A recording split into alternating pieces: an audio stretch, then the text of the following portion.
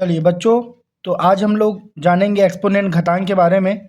तो आप सबको पता है कि एक्सपोनेंट होता क्या चीज़ है, ठीक है। तो एक्सपोनेंट आज घातांक के बारे में हम जानेंगे, और कोई भी कंपटीशन एग्जाम में क्लास 8 के पेपर में इस एक्सपोनेंट घातांक के बारे में हम अच्छी से तैयारी कर सकते हैं। तो आज की क्लास में मैं आप लोग को घातांक के बारे में बताऊंगा। अगर ये वीडियो आप लोग को मज़ा आएगा तो लाइक और सब्सक्राइब बिल्कुल करेंगे, और पूरा डिटेल मैं आपको बताऊंगा कि एक्सपोनेंट घातांक में सबसे पहले यूज़ कैसे किया जाता है, सबसे पहले स्टार्ट कैसे किया जाता है। तो सबसे पहले तो फंक्शन चेक कर लेते हैं हम लोग कि फंक्शन होता क्या चीज़ है। आपको एक चीज़ बता दूं, सबसे पहला एक्सपोनेंट घातांक जिसके ऊपर में पावर में कुछ भी चीज़ अगर आ जाए 1 2 3 4 5 6 घातांक को कैसे हल करते हैं, आज इसके बारे में हम लोग जानेंगे। तो सबसे पहला चीज़ आता है, सबसे पहला फार्मूला आपको मिल जाएगा x to the power m into x to the power n, ठीक है। तो सबसे पहले मुझे ये चेक करेंगे आप लोग कि यहाँ पर जो लिखा हुआ है एक्स की पावर m इंटू एक्स की पावर n, तो यहाँ पे सबसे पहले चेक करेंगे आप लोग बेस यहाँ पे बेस क्या लिखा हुआ है x, और इसके घात में कितना लिखा है एक्सपोनेंट घातांक कितना लिखा हुआ है m, मल्टीप्लाई दिया है इंटू, और x की पावर क्या दिया है n। तो सबसे पहले आप चेक करेंगे बेस किसका दिया है, सेम टू सेम बेस दिया है। तो बेस आप लोग को क्या दिया हुआ है x, अब उसके पावर में क्या लिखा है, पावर में लिखा है m। अब यहाँ पे मल्टीप्लाई अगर चिन्ह रहेगा तो सबसे पहले तो एक चीज़ बता दूँ, हिंदी में बता रहा हूँ आप लोग को, अगर वास्तविक संख्या समान हो और गुणा का चिन्ह दिया हो तो घातें क्या हो जाती है, जुड़ जाती है। तो आप सबको पता है कि इसकी वास्तविक संख्या क्या लिखा हुआ है, वास्तविक संख्या बेस, आधार क्या लिखा हुआ है x लिखा हुआ है, तो इसके पावर में क्या लिखा है m। अब मल्टीप्लाई है तो पावर जो घातांक है वो क्या हो जाएगा, जुड़ जाएगा। वास्तविक संख्या अगर समान हो और गुणा का चिन्ह दिया हो तो घातें क्या हो जाती हैं, जुड़ जाती हैं। इसके लिए मैं आप लोग को एग्जाम्पल्स भी बताऊंगा।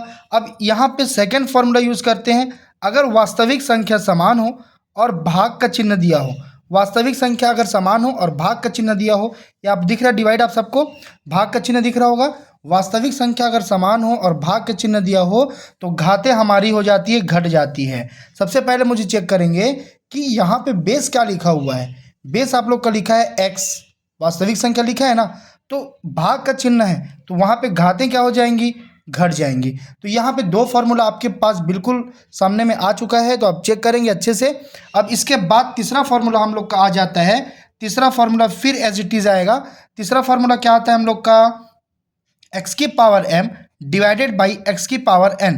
तो same as it is formula लगेगा आप लोग का, क्या ये डिवाइड वाला फार्मूला लगेगा, क्योंकि बेस वास्तविक संख्या अगर समान हो और भाग का चिन्ह अगर दिया हो तो घातें घट जाती है। तो आप लोग चेक करेंगे दूसरा फार्मूला और तीसरा फार्मूला आप लोग को सेम दिख रहा होगा, ठीक है। अब ये तीनों फार्मूले आप लोग के लिए मोस्ट इंपॉर्टेंट है, आपके कंपटीशन एग्जाम से लेकर आपके क्लास 8 9 10 11 12 पूरे सभी क्लास में ये चीज़ें यूज़ होंगी, ठीक है। तो अब मैं पहुंच जाता हूँ फॉर्मूला नंबर चौथे में। तो अगर कभी भी याद रखिएगा एक्स की पावर माइनस m दिया हो, अगर पावर घात में अगर माइनस चीज़ आ जाती है तो आपको कुछ नहीं करना है। आप सबको पता है कि इसको हम लोग क्या लिख सकते हैं, एक्स की पावर माइनस m अपॉन 1। अगर हम लोग फ्रैक्शन को चेंज करते हैं, अगर अंश और हर को चेंज करते हैं तो 1 कहाँ चला जाएगा, ऊपर, और नीचे क्या आ जाएगा, एक्स की पावर m। जो माइनस m था वो हमारा क्या हो गया, प्लस m। इन सब का फॉर्मूला अभी मैं आपको जस्ट बताऊंगा कि फॉर्मूला, ये क्वेश्चन बताऊंगा आप लोग को। अब यहाँ पे आ जाता है क्वेश्चन नंबर, फॉर्मूला नंबर 5वां। ये चारों फॉर्मूले आप लोग फुल स्टडी करेंगे तो आपको बहुत अच्छे से समझ में आ जाएगा कि हमारा कहीं भी कॉम्पिटिशन एग्जाम में बिल्कुल नहीं फंसेंगे। अब यहाँ पे आता है एक्स की पावर m और पूरे की पावर n। तो देखिए पावर के ऊपर पावर आ गया, ठीक है। तो यहाँ पे बेस क्या हो जाएगा, हम लोग का बेस हो जाएगा x, और इसके पावर में क्या आ गया m, और पूरे के पावर में क्या आ गया n। तो अगर वास्तविक संख्या के ऊपर पावर हो और पूरे के पावर में लिखा हो तो वो मल्टीप्लाई हो जाता है, x की पावर m मल्टीप्लाई क्या हो गया n। अब चेक करेंगे आप लोग के पास कितने फॉर्मूले आ गए, 5 फॉर्मूले आ गए एक्सपोनेंट घातांक के। हमेशा बच्चे क्या होते हैं, इसको एकदम इजीली ले लेते हैं, और हार्ड आपको लग रहा होगा कि आप लोग को ये सॉल्व करने में हार्ड लग रहा होगा। तो लेकिन इसका जो क्वेश्चंस है, इसके जो अभी क्वेश्चन सॉल्व करेंगे हम लोग तो बहुत इजी हो जाएगा। आप कहीं से भी हार्ड क्वेश्चन को इजी तौर से बना सकते हैं, ठीक है। तो सबसे पहले आपके पास ये 5 फॉर्मूले क्लियर हो गए। अब इसके बाद मैं और फॉर्मूले आपको बताने जा रहा हूँ, ठीक है। तो अब इसके बाद आता है एक्स की पावर जैसे मैं ले लेता हूँ एक्स अपन वाई, और ये मैं पावर में ले लेता हूँ एम। तो ये देखिए यहाँ पे क्या हो जाएगा, एक्स की पावर एम अपॉन वाई की पावर एम, मतलब कि ये डिस्ट्रीब्यूट हो गया, बढ़ गया, अंश और हर में जो घात था वो बढ़ गया। अब मोस्ट इंपॉर्टेंट फॉर्मूला आपके सामने आ रहा है, 7 आ रहा है फॉर्मूला आपके सामने। तो यहाँ पे कौन सा फॉर्मूला आएगा, एक्स की पावर 0, अगर जिसके घात में अगर 0 आ जाता है तो उसका हमेशा वैल्यू कितना होता है, 1 होता है। तो इस चीज़ को आप लोग ध्यान देंगे, अच्छे से ध्यान देंगे, बिल्कुल भी आपको फंसना नहीं है, और इस चीज़ को बिल्कुल चेक करते रहेंगे। अब इसके बाद फॉर्मूला नंबर आ गया 8, 1 अपॉन एक्स की पावर माइनस एम। अब देखिए, अब फिर मैं बोला फ्रैक्शन आ गया, फ्रैक्शन को आपको क्या करना है, ये अंश और हर फ्रैक्शन को चेंज करना है। तो 1 अपॉन एक्स की पावर माइनस एम लिखा हुआ है, कुछ नहीं करना है, ये डायरेक्ट आंसर आप लिख देंगे एक्स की पावर प्लस एम। ठीक है, मतलब 1 को हम लोग अपोजिट के आंसर हर को चेंज किए हम लोग, तो ये जो माइनस एम था वो हमारा क्या हो गया, प्लस एम। ठीक है, तो ये एक्सपोनेंट घातांक की ये 8 फॉर्मूले में आप लोग को बहुत अच्छे तरीके से बताया हूँ। अगर ये क्वेश्चन अगर आप देखना चाहते हैं, क्वेश्चन आपको देखना चाहते हैं, तो मैं क्वेश्चन इसके बगल में लिखना स्टार्ट करूँ, आप बिल्कुल चेक करेंगे क्वेश्चन। ठीक है, तो इसके लिए अगर एक छोटा सा क्वेश्चन आ जाता है, छोटा सा क्वेश्चन मैं आपको ले रहा हूँ, जैसे कि 2 की पावर 2 और मल्टीप्लाई 2 की पावर 3। तो आप चेक कर सकते हैं, यहाँ पे आप लोग चेक कर सकते हैं कि बेस समान है, यहाँ पे बेस समान है, बेस बिल्कुल यहाँ पे समान है। ठीक है, तो बेस आप चेक करेंगे, बेस क्या लिखा हुआ है, 2 की घात 2 और 2 की घात 3।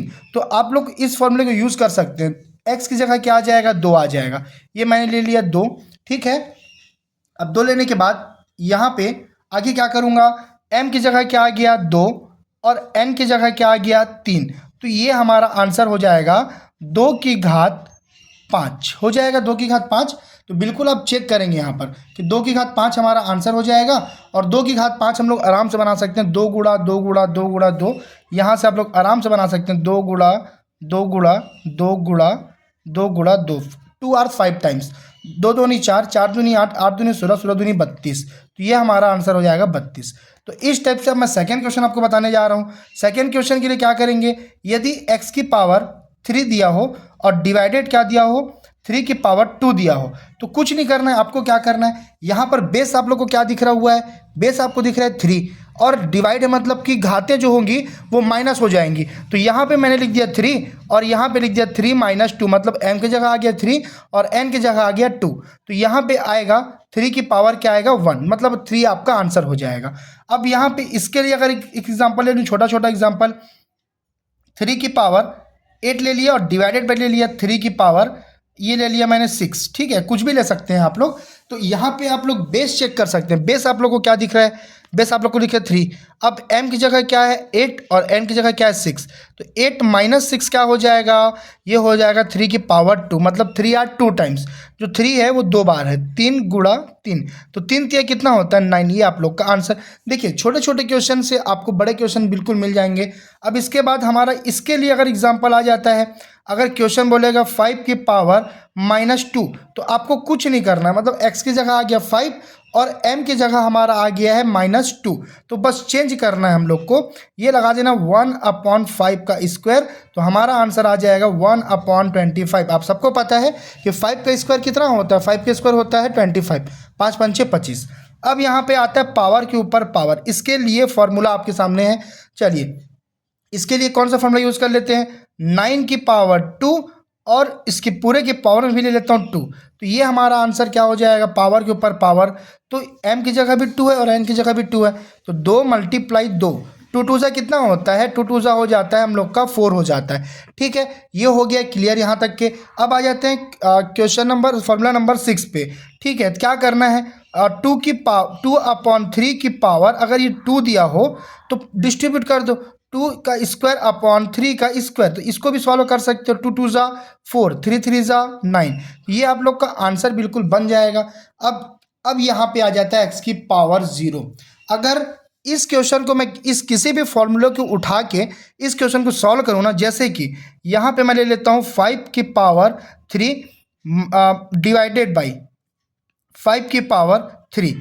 ठीक, अगर ये क्वेश्चन ले लेता हूं मैं, तो आप सबको पता है बेस यहाँ पे क्या लिखा हुआ है 5, ये फॉर्मूला नंबर 2 से बता रहा हूँ, आप लोग चेक करेंगे। अब m की जगह क्या हो जाएगा 3 और डिवाइड दिया मतलब कि माइनस होता है और n की जगह क्या दिया 3, तो हमारा आंसर क्या है 5 की पावर 0 आया। तो 5 की पावर 0 ये आपका आंसर नहीं होगा, आपका आंसर क्या हो जाएगा, आपका आंसर हो जाएगा 1, बिकॉज x की पावर 0 इज इक्वल टू क्या होता है 1 होता है। अब आ जाते हैं हम लोग लास्ट फॉर्मूले में, ठीक है। तो लास्ट फॉर्मूला क्या लिखा है आप लोग को 1/9 की पावर -2 दिया हो तो आपको कुछ नहीं सोचना है, डायरेक्ट क्या करना है अंश हर वाले को अंश में ले जाकर जो माइनस दिया हो उसको आप +2 कर सकते हैं। मतलब कि ये हो जाता है 9 की पावर 9 का स्क्वायर क्या होता है 9 स्क्वायर होता है 9 9 जा 81 81। तो ये आपको बहुत अच्छे तरीके से एक्सपोनेंट का फॉर्मूला आपको बताया हूँ। और आपको अगर ये वीडियो मजा आया हो तो लाइक सब्सक्राइब करेंगे और अगर आपको बड़े क्वेश्चन पढ़ने होंगे तो बिल्कुल आप कमेंट्स कीजिए। Okay, all the best.